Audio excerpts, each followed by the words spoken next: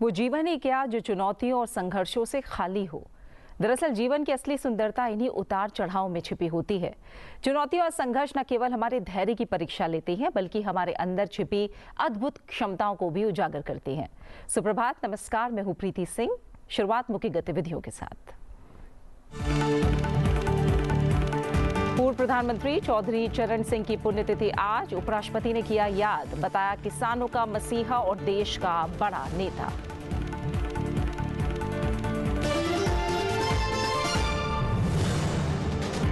प्रधानमंत्री नरेंद्र मोदी के नेतृत्व में कैबिनेट ने लिए कई महत्वपूर्ण निर्णय। महाराष्ट्र और मध्य प्रदेश में भारतीय रेलवे के तहत 2 मल्टी ट्रैकिंग परियोजनाओं को दी गई मंजूरी। आंध्र प्रदेश में 4 लेन हाईवे NH 67 प्रोजेक्ट को भी मिली मंजूरी। प्रधानमंत्री नरेंद्र मोदी आज से करेंगे सिक्किम, पश्चिम बंगाल, बिहार और उत्तर प्रदेश का दौरा। चारों राज्यों को देंगे विकास की सौगात। कई महत्वपूर्ण आयोजनों में भी होंगे शामिल। उपराष्ट्रपति जगदीप धनखड़ ने अवैध प्रवासियों को देश के अस्तित्व और राष्ट्रीय अखंडता के लिए चुनौती करार दिया। उपराष्ट्रपति ने कहा, हमें इस समस्या से तुरंत निपटना होगा। गृह मंत्री अमित शाह आज पहुंचेंगे जम्मू कश्मीर, करेंगे राज्य की सुरक्षा को लेकर समीक्षा बैठक। LOC के आसपास पाकिस्तान की गोलीबारी में पीड़ित हुए परिवारों से करेंगे मुलाकात।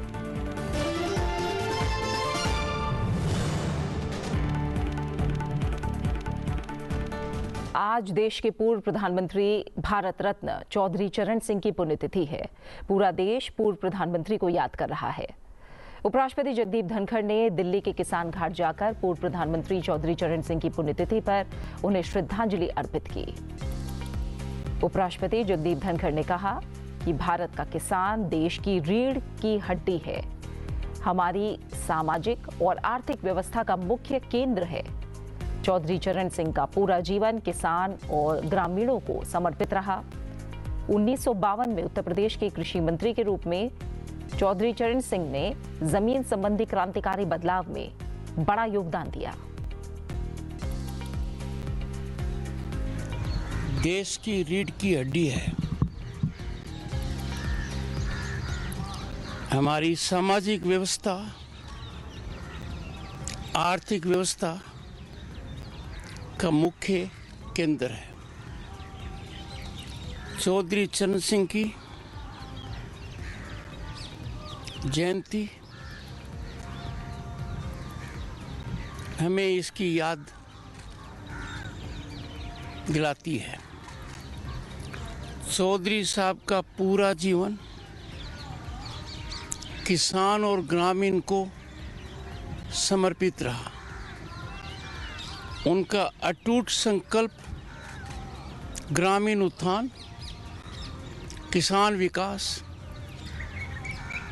और 1939 में पहली बार देश में, जब देश गुलामी में था, आज़ाद नहीं हुआ था, चौधरी साहब ने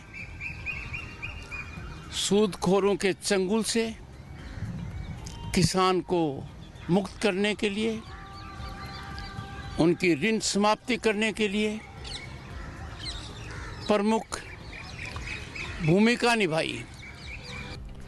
उपराष्ट्रपति ने चौधरी चरण सिंह के जीवन और उनके व्यक्तित्व को याद किया और उन्हें किसानों का मसीहा और देश का बड़ा नेता बताया। मैं मानकर चलता हूं कि आने वाला राष्ट्रीय किसान दिवस 23 दिसंबर को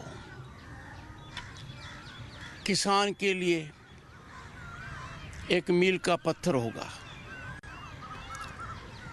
और जो 730 से ज़्यादा देश में कृषि विज्ञान केंद्र हैं, 110 से ज़्यादा Indian council of agriculture research की जो संस्थाएं हैं, 70 से ज़्यादा जो उनकी विश्वविद्यालय हैं, उन सब में जीवंत रूप से चौधरी साहब के योगदान को और आज की परिस्थिति में सरकारी नीतियां किसान के लिए क्या कर सकती हैं, किसान को कैसे प्रोत्साहित कर सकते हैं, किसान कैसे अपनी आर्थिक व्यवस्था को मजबूत करता है, उसकी ओर ध्यान दिया जाएगा।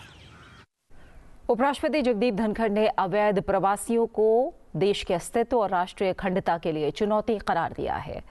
उपराष्ट्रपति जगदीप धनखड़ ने बुधवार को वो महाराष्ट्र के दौरे पर थे और मुंबई दौरे के दौरान एक दिवसीय कार्यक्रम में उपराष्ट्रपति ने अंतर्राष्ट्रीय जनसंख्या विज्ञान संस्थान के 65वें और 66वें दीक्षांत समारोह की अध्यक्षता की। अपने संबोधन के दौरान उन्होंने इस देश में रह रहे अवैध प्रवासियों की चर्चा करते हुए कहा कि हमें इस समस्या से तुरंत निपटना होगा।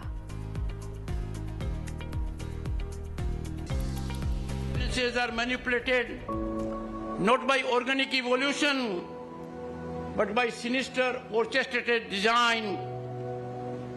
Then friends, it is no longer a question of migration. It is a question of demographic invasion. Bharat has suffered it. Can you imagine? Official data, and I say it's much more now. Over 20 million illegal migrants in this country. Can we suffer them? We need people in this country who are committed to our civilization, who believe in Bharatiyata, who believe in our nationalism, who are prepared to lay down their lives for the nation. How can we have such kind of people living in the country? We must deal with it very urgently. उपराष्ट्रपति ने कहा कि शांति जरूरी है, लेकिन शांति को निष्क्रियता नहीं समझना चाहिए। Coming to democracy, without peace, democracy withers into fear, mistrust, and chaos. But let us not mistake peace for passivity.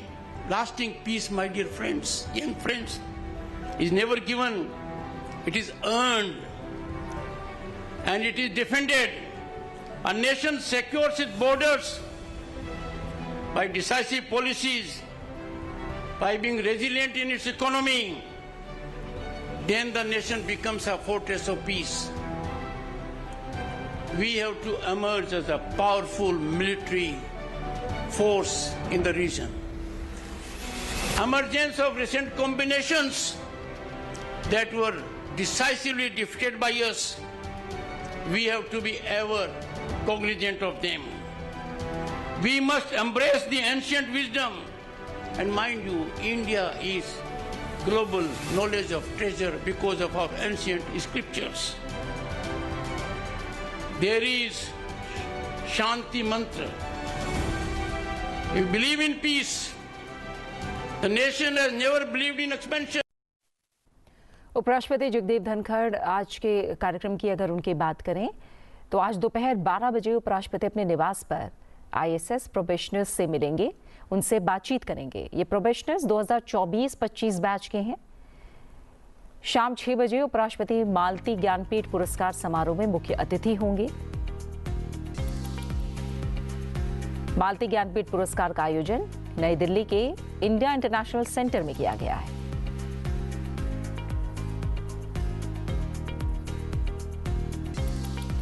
प्रधानमंत्री नरेंद्र मोदी आज से 4 राज्यों का दौरा करने जा रहे हैं। प्रधानमंत्री आज और कल सिक्किम, पश्चिम बंगाल, बिहार और उत्तर प्रदेश के दौरे पर रहेंगे। इस दौरान वो कई विकास परियोजनाओं का शिलान्यास करेंगे।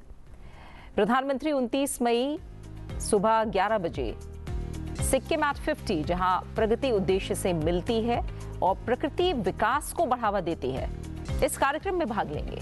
वो सिक्किम में कई विकास परियोजनाओं का शिलान्यास और उद्घाटन करेंगे। इस अवसर पर उपस्थित लोगों को संबोधित करेंगे। इसके बाद प्रधानमंत्री पश्चिम बंगाल का दौरा करेंगे, जहां वो अलीपुरद्वार और कूच बिहार जिलों में सिटी गैस वितरण परियोजना की आधारशिला रखेंगे।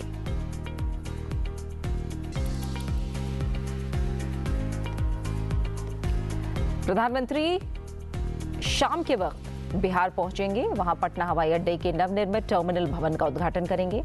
बिहार के काराकाट में 30 मई को सुबह करीब 11 बजे प्रधानमंत्री 48,520 करोड़ रुपए से ज्यादा की लागत वाली कई विकास परियोजनाओं का उद्घाटन, शिलान्यास और लोकार्पण करेंगे।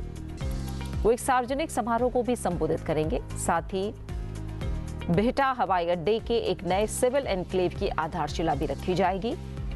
इन तमाम पहलों से कनेक्टिविटी में काफी सुधार होगा और वाणिज्यिक गतिविधियों को भी बढ़ावा मिलेगा।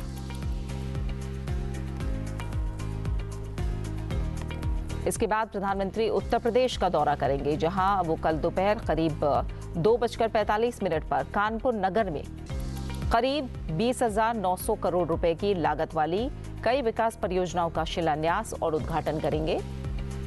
एक सार्वजनिक समारोह को भी संबोधित करने का कार्यक्रम है।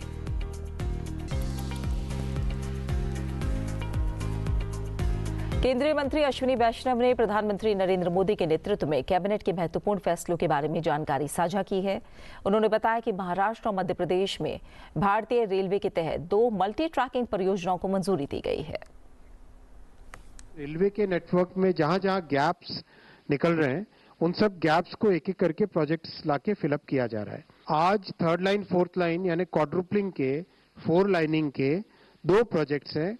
पहला है रतलाम नागदा, इसको 4 लाइनिंग करेंगे, जिससे कि दिल्ली मुंबई कॉरिडोर की कैपेसिटी सिग्निफिकेंटली बढ़ेगी। 41 किलोमीटर का है, बट इसकी क्रिटिकलिटी बहुत है।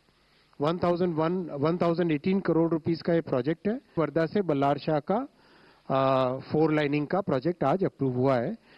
इसमें 135 किलोमीटर की टोटल लेंथ है और 2381 करोड़ रुपीस का इसमें इन्वेस्टमेंट होएगा। करीब करीब 11 मिलियन टन का एडिशनल कार्गो भी इससे आएगा। हाईली वायबल प्रोजेक्ट है, इसको अगले 3 से 4 वर्षों में कंप्लीट किया जाएगा। केंद्रीय मंत्री ने बताया कि सरकार ने आंध्र प्रदेश में 4 लेन हाईवे प्रोजेक्ट को भी मंजूरी दे दी है। NH 67 पर यह प्रोजेक्ट है जिसे मंजूरी दी गई है। इस हाईवे का निर्माण design build finance operate transfer यानी DBFOT मोड में किया जाएगा। आंध्र प्रदेश में कृष्णापट्टनम पोर्ट है, NH 67, उसका जो लास्ट सेक्शन है दैट वाज अ बॉटलनेक। उस करीब करीब अराउंड 105 किलोमीटर्स, इसको आज अप्रूव किया गया है 4 लेन हाईवे के तौर पे। बडवेल से नेल्लोर तक 4 लेन हाईवे, इसमें से कुछ पोर्शन ग्रीनफील्ड नया बनेगा और कुछ पोर्शन इसमें अपग्रेड होगा। 20 out of the 108 kilometres 23 kilometre upgrade होगा और 85 किलोमीटर ग्रीनफील्ड नया एक हाईवे बनेगा। टोटल कॉस्ट 3653 करोड़ का इसका इन्वेस्टमेंट होगा। BOT बेसिस पे ये बनेगा और इसका बहुत बेनिफिट मिलेगा। 3 बड़े इंडस्ट्रियल कॉरिडोर्स हैं, VCIC, HBIC और CBIC। इन तीनों को इससे कनेक्टिविटी मिलेगी। किसानों के लिए भी अच्छी खबर है। आर्थिक मामलों की कैबिनेट समिति ने विपणन वर्ष 2025-26 के लिए खरीफ फसलों के न्यूनतम समर्थन मूल्य यानी MSP में वृद्धि को मंजूरी दे दी है। केंद्रीय मंत्री अश्विनी वैष्णव ने प्रधानमंत्री नरेंद्र मोदी के नेतृत्व में कैबिनेट के महत्वपूर्ण फैसलों के बारे में जानकारी साझा की और उन्होंने कहा कि किसानों के लिए एक बड़ा फैसला लिया गया है। पिछले 10 से 11 वर्षों में खरीफ फसलों की MSP में भारी वृद्धि हुई है और इस कड़ी को आगे बढ़ाते हुए कैबिनेट ने 2025-26 के खरीफ सीजन के लिए MSP को मंजूरी दी है। इसका कुल अनुमानित खर्च 2,07,000 करोड़ रुपए होगा। खरीफ के लिए किसानों के लिए बहुत बड़ा एक फैसला लिया गया है। आप सब जानते हैं कि खरीफ की फसल में जिस तरह से पिछले 10-11 वर्षों में मैसिव वृद्धि की गई है MSP की, उसी कड़ी में CACP की रिपोर्ट पर 2025-26 के खरीफ मार्केटिंग सीजन के लिए कैबिनेट में MSP अप्रूव हुआ है। टोटल अमाउंट इसका 2,07,000 करोड़ के आसपास का एस्टिमेट किया गया है। और जैसा कि प्रधानमंत्री श्री नरेंद्र मोदी जी ने प्रतिबद्धता दिखाई है किसानों को उनकी कॉस्ट के ऊपर 50% मिनिमम मार्जिन मिले, कम से कम मार्जिन मिले, उसका ध्यान रखा गया है। गृह मंत्री अमित शाह आज से 2 दिन के जम्मू कश्मीर दौरे पर जा रहे हैं। ऑपरेशन सिंदूर और पाकिस्तान के साथ सीजफायर के बाद गृह मंत्री का ये पहला जम्मू कश्मीर दौरा है। अमित शाह आज शाम 7 बजे जम्मू पहुंचेंगे, जहां वो उच्च स्तरीय सुरक्षा बैठक की अध्यक्षता करेंगे। बैठक में केंद्र शासित राज्य के उपराज्यपाल मनोज सिन्हा भी उपस्थित रहेंगे। अमरनाथ यात्रा की सुरक्षा की तैयारियों की भी समीक्षा होगी, जो 3 जुलाई से शुरू हो रही है। गृहमंत्री एलओसी के पास पाकिस्तान की गोलीबारी के पीड़ितों से भी मुलाकात करेंगे। अहम अंतर्राष्ट्रीय खबर, टेस्ला के सीईओ एलन मस्क ने डोनाल्ड ट्रंप प्रशासन से अलग होने की घोषणा की है। उन्होंने बुधवार को सोशल मीडिया प्लेटफॉर्म एक्स पर एक पोस्ट में ये जानकारी दी। पिछले दिनों एलन मस्क ने अमेरिकी राष्ट्रपति डोनाल्ड ट्रंप के बिग ब्यूटीफुल टैक्स बिल की खुलकर आलोचना की थी। इसके बाद ट्रंप और मस्क के बीच मतभेद की खबरें आई थी। एलन मस्क ने एक्स पर लिखा है कि मेरा विशेष सरकारी कर्मचारी के रूप में निर्धारित समय समाप्त हो रहा है। मैं राष्ट्रपति डोनाल्ड ट्रंप को व्यर्थ व्यय को कम करने के अवसर के लिए धन्यवाद देना चाहता हूं, जिसे बिग ब्यूटीफुल टैक्स कहा गया था। और उन्होंने आगे ये भी लिखा है कि डॉज मिशन के साथ और मजबूत होता जाएगा, क्योंकि ये पूरे सरकार में जीवन का एक तरीका बन जाएगा।